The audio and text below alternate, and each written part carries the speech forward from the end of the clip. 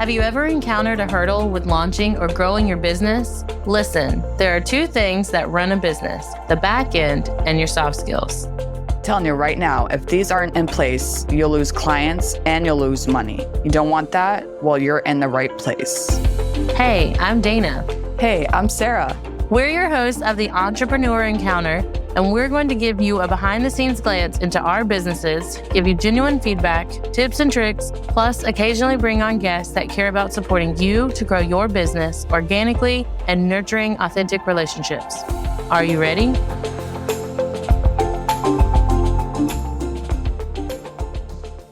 Welcome back, entrepreneurs, to another amazing episode. Today, we're excited to dive into entrepreneurship and personal growth through your brand image.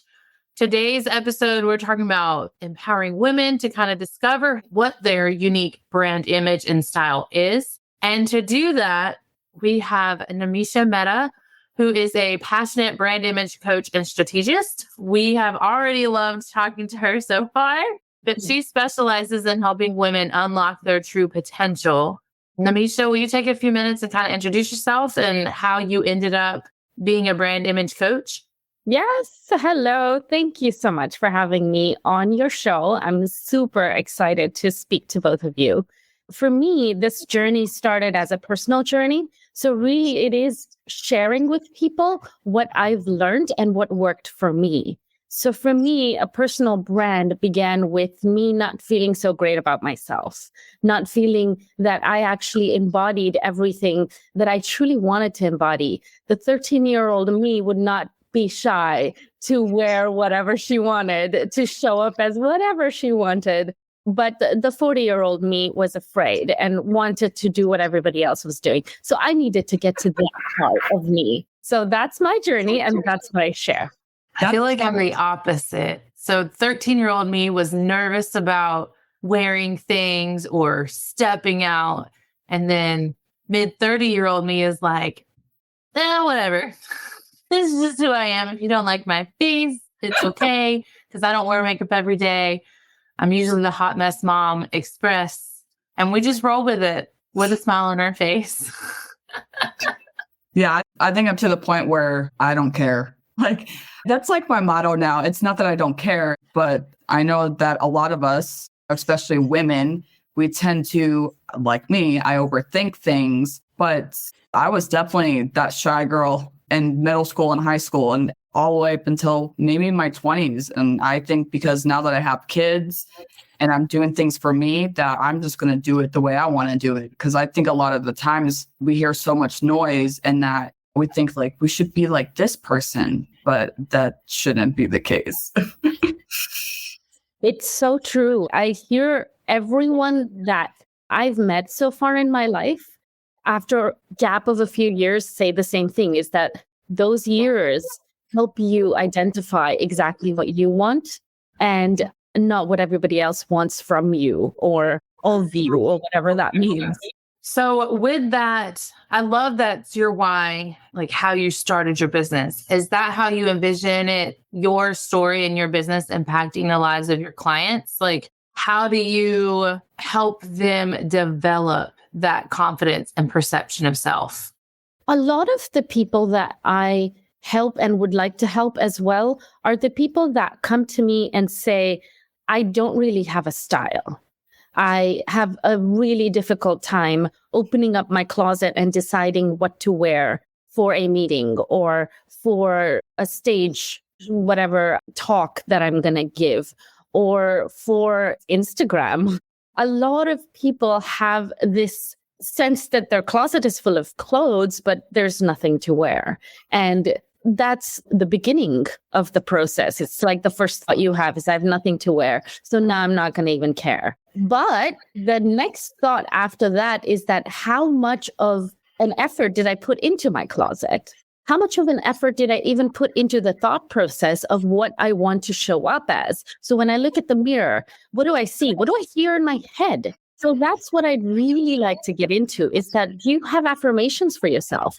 Do you have an actual vision for what you want to show up as? For example, if you said to me, what, Nimi, today's word is power. I want to show up as being powerful. I want you to look at me and say, that's a really powerful look that you have. You're exuding power to me. So that's what the journey really is that I will help you embody what you want to show up as. And then eventually we're going to work on the inside, which is how you're actually going to start feeling like that. And the reason for all of that is not so that everybody else can think that you're amazing. That's just a byproduct. It's so that you feel amazing, but you're able to manifest that person that is in your head, that creation that you created in your head of a powerful human being. You actually become it. I love that. Yeah, that is true. So when working from home, right? So if you're like online service provider, typically when you work at home, you live in your pajamas, right? So there are times where I know coming from experience, like I want to feel like human, like I want to feel like an adult. Like, come on, let's put some like actual clothes on and not your pajamas, right? So at the end of last year, there was one day where I decided, boy, I'm just going to put some pants on, a nice shirt, and just work, even though I'm not going anywhere. Like it made me feel good. I'm not doing it for anybody. I'm doing it for myself. And I wanted to feel good. So in that day, I ended up getting a client that same day. And I told myself, I'm like, okay, well, if I dress for success, I'm going to do some great things.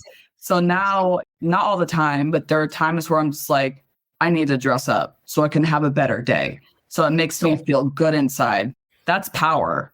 I love that. What a cool story to literally see the power of how you think and then how you come off on a call or, with another human being. I think that's the big importance of it. And sometimes I even forget that because as Sarah was saying, like I am the true, I don't say my pajamas all day, but I live in like athleisure because I usually drop my kids off and either go for a walk now that it's warmer or I do a workout and then I immediately sit down and start working. So like I don't take the time to change. I'm still in like hustle mode because I'm in my workout clothes. It may sound silly, but sometimes I think maybe I should buy CEO or how you said, Nimisha, power clothes and change into those before I sit at my desk. Then that would essentially create a different mindset and focus for the tasks I have to do and not necessarily try to hustle or rush through the tasks that I need to grow my own business. Absolutely. And this is something that I teach in a program of mine is that I teach people to have that one power outfit, literally just one power outfit, whatever it is. It's a black jacket, it's a black dress, whatever, a red dress, a red sort of lipstick, whatever it is that goes with that outfit. We put it together and then you have affirmations that go with it. So you're going to be standing in front of a mirror when you're getting ready. So why not add a couple of sentences to that for your powerful self that's the inside of you? Because you can't have the clothes wear you. You have to be wearing the clothes. And so this is just a tool for you to feel more powerful. I did a lot of self-development work and all that jazz, but I wasn't able to see the successful human being that I wanted to embody in my future. I was able to envision her because I'm a visual person, but I wasn't able to connect with all of the stuff going on inside of me that society had said, like, I can't be successful. I can't make money. This is not my cup of tea. Other people are better than me. What am I even thinking in my 40s to get into a business? All of that stuff was coming up for me. And I thought, okay, I have a vision of myself as a powerful human being showing up and standing up on a stage and giving a TED Talk. How do I get there? And so what I started doing is my morning routine started with something called mirror work, where I found a really powerful outfit in my closet. I would put it on and stand in front of the mirror and say my affirmations. And then I would look at this girl and be like, this is who she is. How do I connect to her? So I started doing the things that she would do. I would show up at podcasts, or I would start making friends that were more just in line with what that was all about. I started setting boundaries with people who thought that I wasn't great. that put me down a little bit, even in a passive aggressive way, I would keep my boundaries with them because I was like, this girl that I see every morning in the mirror would not take that crap. Yeah. Boundaries is definitely something that we all need to set because it can be tough because as a business owner, you want to be able to say yes to everything. You want to be able to do everything because you want to grow. You want those opportunities, but you have to draw the line somewhere. I mean, like you have to eventually say no to people, and sure, they might get upset, but it's for your own mental health, your own personal growth and your professional growth as well. Exactly. So with the brand image and like boosting confidence, maintaining boundaries, is there a way that you have found with working with other women who have undergone this like self-confidence boost and like through the mirror work? Like how do they implement this power outfit, these affirmations into communicating clear boundaries? What you're saying is, how does the outside now marry the inside? Which is, Yes. How do you feel like you're powerful enough to actually set those boundaries? Except there are some of us, myself included, who are people pleasers. I'm a recovering people pleaser. So that's not comfortable for me to be like, I have to say no and set boundaries with people, because that means I'm not nice and I'm not kind. And that's just who I am. I'm a very kind person. All of that stuff comes up. I totally get it. So how does this powerful human being in front of me in the mirror is saying, we're just going to set boundaries because this is not good for us? How do we do that as the people pleaser inside is saying, yeah, we're not going to be able to utter those words anymore. So it's great that you girl in the mirror thinks that, but I am not you. I have to be able to say, I am her. I want to be her. So I am her. So what I would do is that I would think, what would happen? And I would go through the whole scenario in my head before I actually did it. Is that what would happen if it was worst case scenario? If this person said, what, I'm never going to speak to you again because you're not a good person. You're mean and you're rude. And what you just did, what would happen if I lost this person? They didn't think I was nice anymore. And I would go through the whole thing and nothing would happen. Nothing would really happen. I would have to go on with my life the way it is. That person would not exist in my life and I wouldn't exist in theirs. Is there some kind of grief that I go through because of that? Cool. I have to do that. I can't make somebody choose me because what I'm doing is I'm manipulating them into choosing me by being pleasing, right? Like I have to be me. And they then say, oh, okay, as you, I choose you. Yeah. Not everybody's going to like each other. If you don't like somebody, if somebody doesn't like you, move on with your life. How many people are in this world? Like, seriously. So I know that coming from experience, setting boundaries and saying like no to something or saying, I don't want to be part of your thing or whatever the case may be. I've been told that I've not hurt some feelings, but like they wanted me to be a part of this thing. And I just didn't want to because it didn't align with me, didn't align with my values. Like we were talking about boundaries, you know what I mean? Like, yes, you will lose relationships for stepping up to the plate and saying, hey, I don't want to do this. This is who I am. And they're going to accept that or not. And you're just going to have to move on with your life. Exactly. A lot of times we don't understand that. At least for me, it was difficult for me to be able to embody that role until I imagined that girl that stands in front of the mirror every day, who's powerful. And I just imagine she's saying that. So now I'm taking responsibility off of that girl that doesn't know how to say it. Because I know there's a girl inside of me that has no idea how to set this boundaries. She has no clue. She has never learned and she's having a difficult time. So what I do is I'm like, you don't have to say it. You do not have to say it. I'll take it off of your plate and give it to this chick that I see every morning.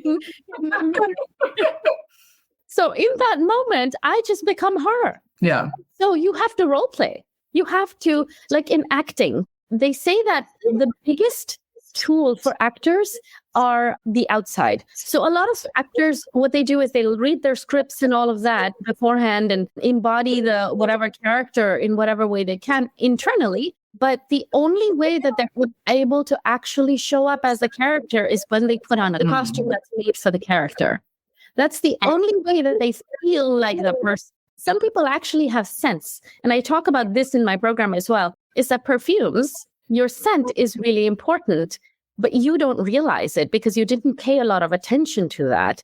Your scent is so important because it is the one sense that is connected to your emotions. So let's say that I pick one scent that makes me feel very powerful, and I apply that scent every time I want to feel that way. It's actually going to work. And that's why actors actually have a different scent for each character.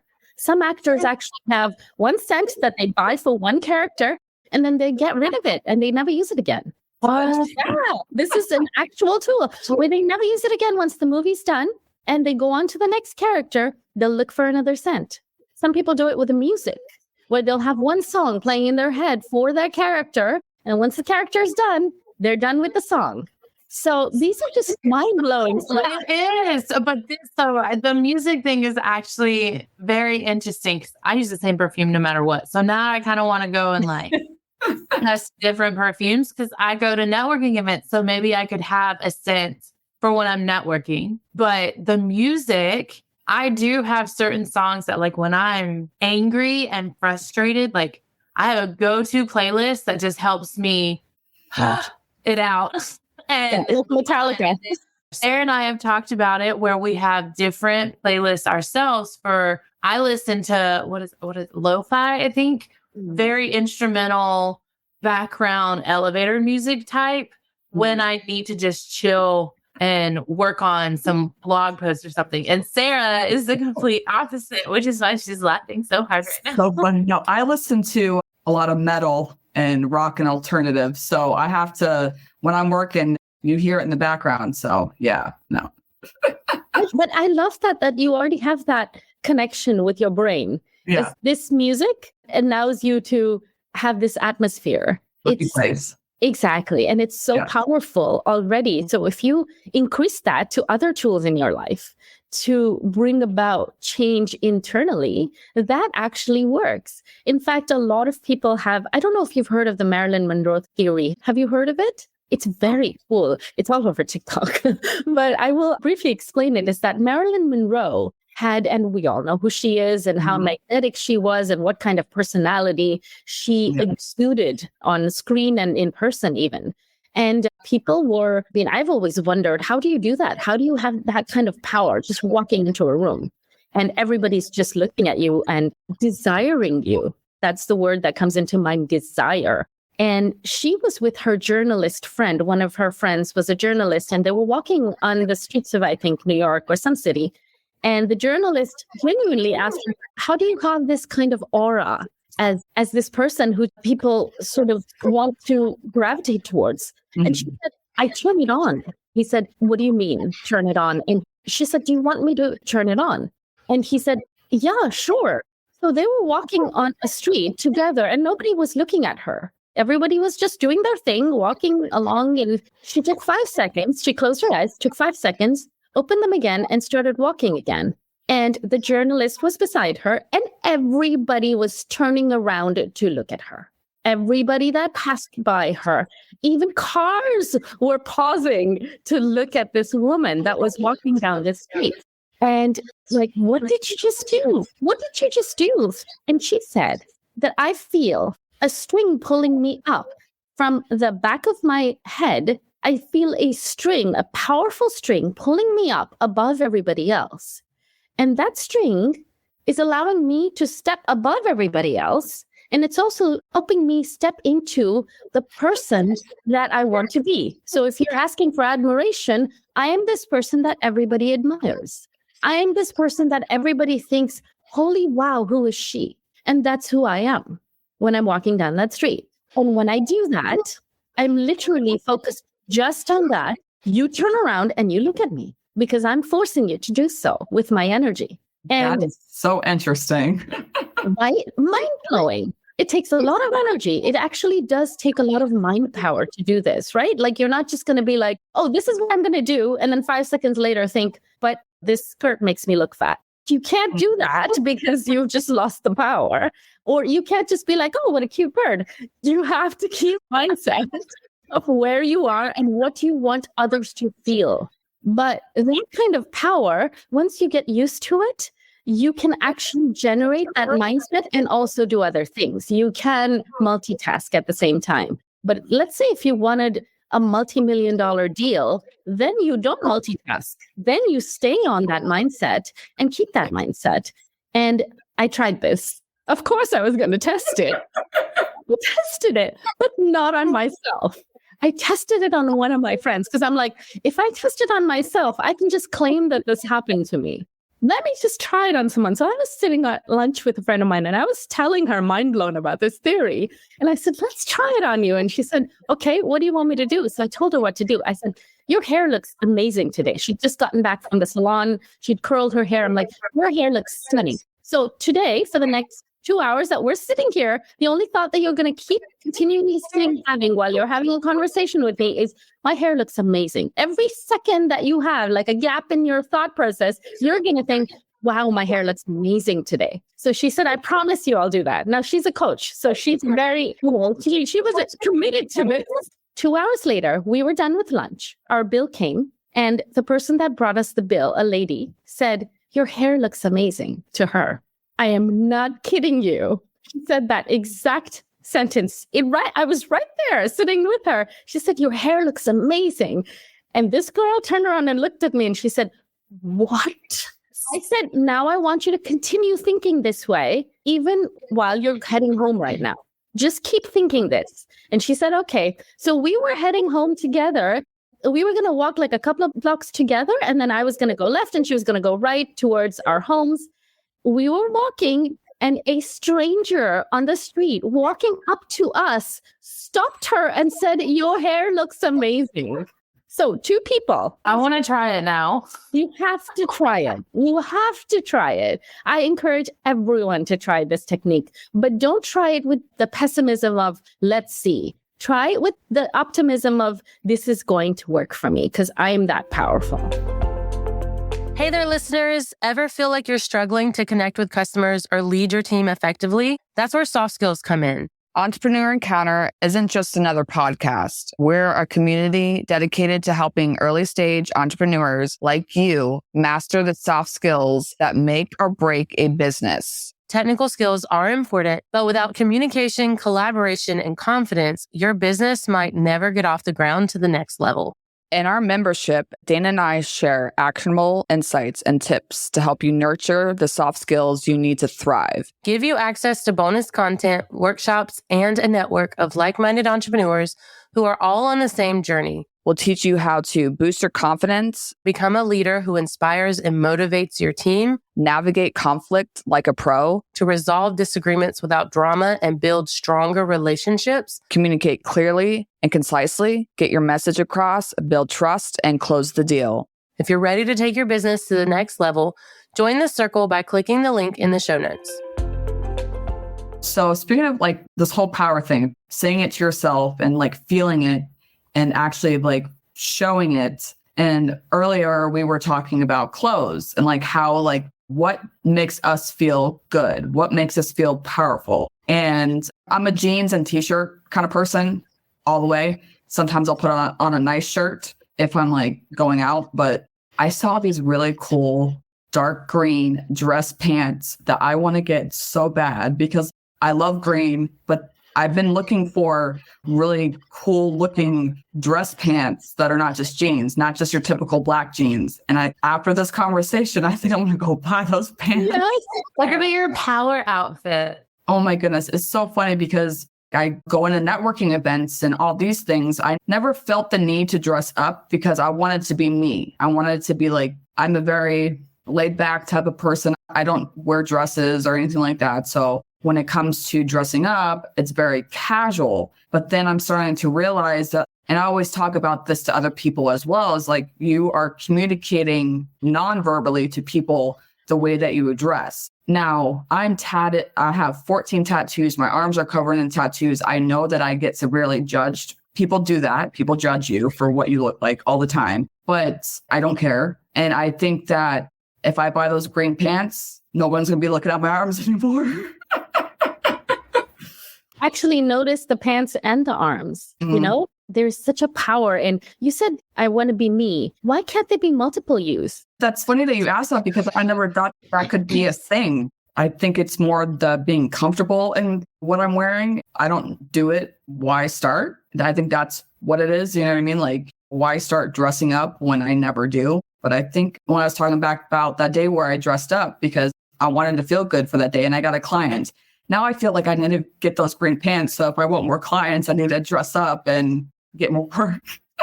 Okay, I'm going to challenge that you used a word that coaches will catch. The word is need. Need is not the allergy you want. It's the want. Do you want this? Do you want the green pants? Because when you talked about the green pants, I want the green pants. Yes, exactly. You said, I really want the green pants.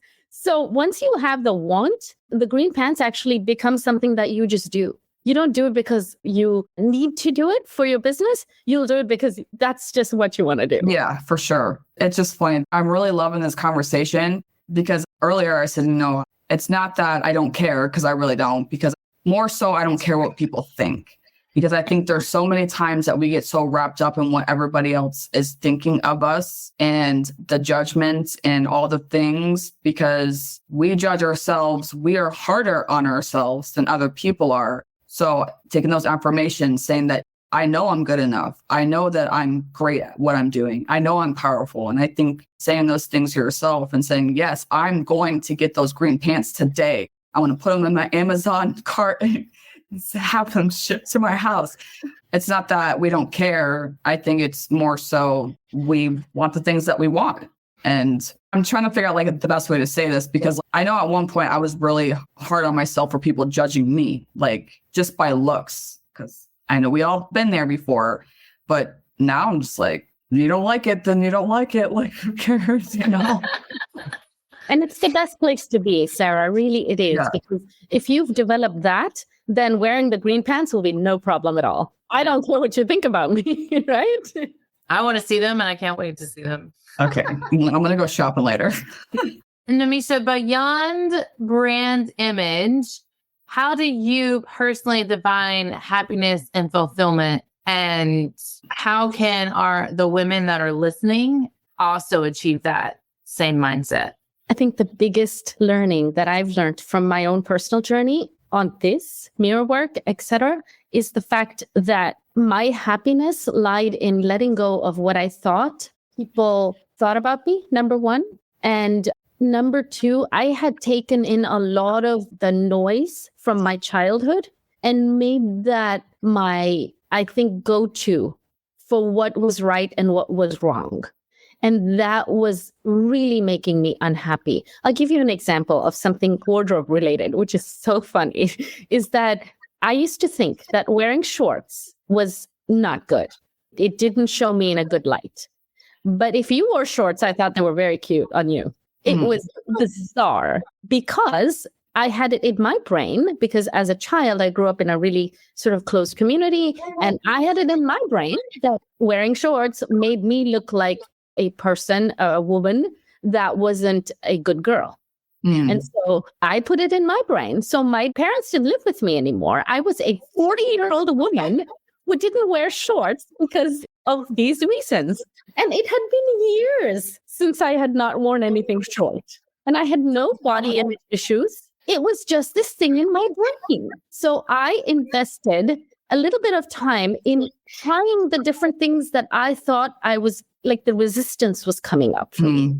Lingerie is another one that women are just like, ooh, it's like my body is showing, you know? So that was something I would wear lingerie in front of a mirror every single morning for myself to see, to accept, to appreciate, to feel powerful in. It happened step by step. But again, it was something that it was a taboo for me. So I feel that a lot of things that bring us unhappiness are the things that we have absorbed from the environment that we've grown up in, lived in, and maybe forced into, whatever it is. But the point is that we've absorbed it all. And so it's like there was a story of a little elephant, and there was a man who was passing by, and it was a huge elephant tied with one single rope to a whatever, like a tree. And the man was curious. So he asked the nearby guy who was sitting there, He may have been one of the trainers in a zoo or something. And he said, why is this elephant tied with a rope? He can break that rope in 2 seconds. Like, this is silly. And he said, sir, this elephant has been tied to this place with a rope since she was a child. She was a little baby and they tied her with a rope. And she tried to get free, but she couldn't because she was too small. And over the years, she just stopped trying. And now they will tie her with the thinnest rope and she just won't go anywhere because she thinks that she still stuck. Exactly. So that's where we were. And that's where I was. And that's where we are when we feel unhappiness, but we feel like that's just how it is. And I disagree. Oh, yeah, for sure. Because let me tell you, my experience too, like there's things that you experience and then are like, nope, no more. But you need to create your own experiences. You need to, as we were talking about, like setting boundaries and confidence and all that, is that, yeah, you're coming from, you experience things maybe when you were younger that are making you feel like, hey, I don't want to do this now because I didn't like it or I was told no or whatever the case may be. So like you were saying, like it's ingrained in your mind that this is a no-go, like the shorts. I know it sounds so crazy. It's so simple. Like just put the shorts on, you know what I mean? But you were saying you weren't allowed to wear shorts. Let's say that I wasn't allowed to drink coffee. Obviously, as a kid, you're not supposed to drink coffee. But as time goes on, and then now you're in your 40s and your best friend's like, hey, you want some coffee? You're like, I don't want any coffee. But like, come on now, it's coffee. And what if you loved it, Sarah? What if you actually loved coffee? Yeah, exactly. You know? And I love wearing shorts. I'm wearing them now. So coffee-wise, I didn't drink coffee until I was after my 30s. For the similar mindset, I was raised that you don't drink coffee or tea. It was more of a religious thing, but I didn't drink it until I was probably, honestly, like a couple years ago. After having 3 children and doing all the things, it was a complete mind-blowing experience. And I had like all this caffeine in my system. I was like, I can shout from the rooftops right now. And that's just something as simple as coffee and caffeination. Isn't that the key of life? Is that try it. Just try it. This is what I say to a lot of my clients when they say red lipstick, Nimi. I don't think so because I love red lipstick. So that's the one thing that I encourage most of my women clients to try. Just to try, right? If it doesn't work for them, that's fine. But I love red lipstick. It's such a powerful statement for a woman. They're like, no. I'm like, can you try it for a second? Just try it. And how, like, I can't tell you how many have converted to loving it. Really? Yeah. Because they thought their skin color doesn't allow for red lipstick to be cool. It's too much. They will be too powerful. It'll be, and some occasions, yes, you can wear red lipstick to a funeral. I get that. We're not completely going crazy here and saying things like that. But these are things that people just don't want to try because of a preconceived notion. And I'm just saying, break those notions and at least try it and then decide for yourself. I wholeheartedly agree with that. Like, just my thing is like, I do this with my kids is what's the harm in trying it out? Whether it's food, a new sport, I'm trying to get my son into cosplay, like all the things. If you don't like it, you don't like it. And we just don't do it again. But you don't know until you try. I love that. I found like I've been making notes on this on our show notes of like power playlist, power scents. And now like maybe we'll throw in some red lipstick on there and we'll just kind of do it behind the scenes. How do we feel? I love that. Yes. And please keep me posted on how you feel because I'd really like to know how you feel. Oh, you will probably be the first to know. It'll be a shout out. Got my whatever scent I decided to figure out and like utilize. I will definitely shout you out. Well, and Nimisha, this has been wonderful. I honestly feel like we could just keep talking about all the things. So for our listeners that would love to also continue talking with you, learning from you, working directly with you, where can they find you? So most of the time I'm on Instagram. I love being on Instagram and I will be creating the course very soon. So if anyone's interested in any of the things that we've been talking about, then the Nimisha Mehta is where I am at. Just DM me or follow me or just let me know because sometimes you just want to be inspired and try it on your own. And sometimes you actually need help and would like an actual person to hold your hand and show you how. So wherever you are in your journey, it's just something that I do to serve people outside of me. But I'm doing this on my own every day, Dana. I'm serving myself as well every day with this stuff. So it's a never-ending journey for all of us. It is 100% a journey. I still have days where I have to talk to myself. I did really love, I think my key takeaway today was I don't even know where I wrote it down at, or I can't make someone choose me. I have to choose me. And there are still days where I have to remind myself to choose me and my boundaries and my power. And that sounds silly and whatnot, but I wholeheartedly agree with that. So hopefully we will have all of this information in the show notes, and we will definitely stay connected with you. Thank you again for being a guest. Oh, thank you for having me. Thank you both. I had an amazing time, and keep lighting the world up with everything that you share on here. Thank you. All right. Well, until next time, you guys. Bye.